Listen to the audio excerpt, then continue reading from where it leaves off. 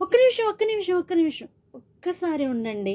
2 మాటలు చెప్తాను, చిన్న సాక్ష్యం చెప్తాను. దేవునికే మహిమ కలుగునుగాక. ఎంత చక్కగా ఆగారండి. మిమ్మల్ని దేవుడు దీవించి ఆశీర్వదించునుగాక. చిన్న సాక్ష్యం చెప్దామని మీ ముందుకు వచ్చి ఉన్నాను. దేవుడు ఎందుకో ప్రేరేపణ చేశారండి.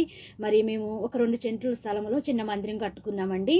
అయితే మందిరం పక్కల చుట్టుపక్కల ఉన్న వాళ్ళు కూడా అందరూ అన్యులేనండి. అన్యులైతే మా పక్కనే అన్యులండి. అయ్యగారికి మరి మైక్ కూడా మమ్మల్ని పెట్టనివ్వలేదండి. మామూలుగా అయ్యగారు వాక్యం కూడా మామూలుగానే చెప్తారు, మైక్ లేకుండా అండి. అయితే పక్కన వాళ్ళు మరి అన్యులు కదండి, కొంచెం గట్టిగా ప్రార్థన చేసినా, గట్టిగా వాక్యం చెప్పినా ఎప్పుడు ఆవిడ తిట్టుకుంటా ఉండేదండి. మమ్మల్ని ఎప్పుడు తిడుతానే ఉండేదండి. అయినా మేము ఏమనేవాళ్ళం కదండి, మామూలుగానే మాట్లాడుతూ ఉండేవాళ్ళము. అయితే మా పెద్ద పాప ఒకసారి అంది, అమ్మ ఏంటమ్మా ఎప్పుడు ఆంటీ గారు అలా తిడతారమ్మంటని, ప్రార్థన చేయనాను, అలా అనకూడదు, అది ఆడ బాధ ఆడదంతే అని అన్నానండి. అయితే ఒకసారి ఏమైందంటే కరోనా వచ్చిందండి. అంటే మా సంఘంలో కూడా చాలామంది కరోనా వచ్చింది, వారికి కూడా కరోనా వచ్చిందండి. అయితే కరోనా వస్తే ఏమైందంటేని మా సంఘస్థులకు చాలామందికి నేను వంటలు చేస్తూ ఉంటే అయ్యగారు తీసుకెళ్ళి అందరికీ క్యారేజీలు ఇస్తూ ఉండేవండి. అలా రోజుకి దగ్గర 15 మందికి, 10 మందికి, 12 మందికి అలా చేసి వంటలు చేసి నేను చేస్తూ ఉంటే అయ్యగారు తీసుకెళ్ళి ఇస్తూ ఉండేవారండి. అలాగా పక్కన ఆవిడ కూడా మమ్మల్ని తిట్టుకునే ఆవిడ కూడా కరోనా వచ్చిందండి. కరోనా వస్తే సరే కదని వాళ్ళ హస్బెండ్ గారు ప్రొద్దుట ఫోన్ మాట్లాడుతుంటే మన పాస్టర్ గారు విన్నారంటండి. ఏంటో నాకు కరోనా వచ్చి మేము బాధపడుతూనే కనీసం ఎవరు చూడటానికి రాలేదని ఆ మాటలు విన్నారంట అయ్యగారు. విని వెంటనే వచ్చి నాతో అన్నారు, గీత మరి వారికి వారికి కూడా వంట చేయి, నేను ఇస్తాను తీసుకెళ్ళండి. సరే అండి. ఒక 4 రోజులు కరెక్ట్గా వాళ్ళకు వంట చేసి ఇచ్చామండి. దేవునికి మహిమ కలుగునుగాక. తర్వాత 5వ రోజు వచ్చి అయ్యగారు ఇంకా వంట చేయొద్దండి, మా పాపాలు క్యారేజీ పంపిస్తా అన్నారు. సరే అని మేము ఊరుకున్నామండి. లేదండి చేసిస్తాం, పర్వాలేదండి, తేలిగ్గునే వరకు మేమే వండిస్తామంటే వద్దొద్దండి, పాపాలు తెస్తా అన్నారు. సరే అయ్యగారు అన్నారు, గీత ఇంక వంట చేయకరా అని అన్నారు.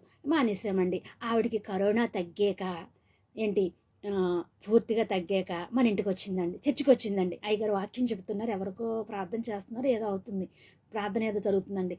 ఇన్ని బియ్యం పట్టుకొని, బేషనుడి బియ్యం పట్టుకొని, ఇన్ని డబ్బులు పట్టుకొని సన్నిధికి వచ్చిందండి. సన్నిధికి వచ్చి అయ్యగారితో ప్రార్థన చేయించుకొని ఒక సాక్ష్యం చెబుతుంది. అయ్యగారు మీరు ఇప్పుడు వాక్యం చెబుతుంటే, మీరు ప్రార్థన చేసినప్పుడు నేను ఎన్నో విధాలుగా మిమ్మల్ని తిట్టానండి, కానీ మీరు ఎప్పుడు నన్ను ఏమి అనలేదండి. కానీ మీరు ప్రార్థనలు పాటలు వాక్యం చెప్పినప్పుడు చాలా బాగుంది, కానీ ఎందుకో తిట్టాలనిపించి తిట్టానండి.